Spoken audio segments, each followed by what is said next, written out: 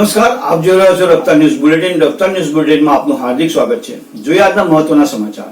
Petrol ડીઝલની અફવાઓથી જામી લોકોની પેટ્રોલ પંપ સાધનોની કતારો.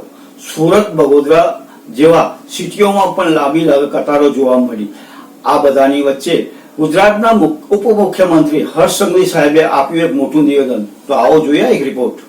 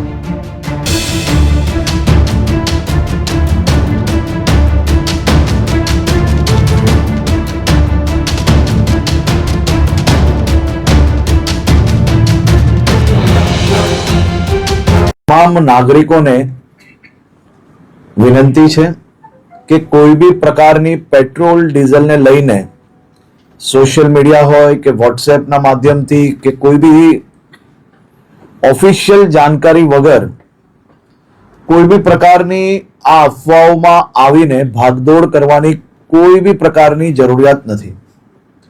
રાજ્ય સરકાર અને ખાસ કરીને કેન્દ્ર સરકાર દ્વારા આ જથ્થાઓ અને સપ્લાય માટેનું ડેલી નિરીક્ષણ થાય છે અને રાજ્યને તમામ પેટ્રોલ પંપો પર પેટ્રોલ ડીઝલ માટે પૂરતી વ્યવસ્થાઓ પહોંચી વળે તે માટેની સંપૂર્ણ તૈયારીઓ બી છે. મારી રાજ્યના સૌ નાગરિકોને બે હાથ જોડીને વિનંતી છે કે આ પ્રકારની વાતો કોઈનો બી વોટ્સએપ મેસેજ આવ્યો હોય અને સીધો જ આપણે બીજા લોકોને ફોરવર્ડ કરીએ.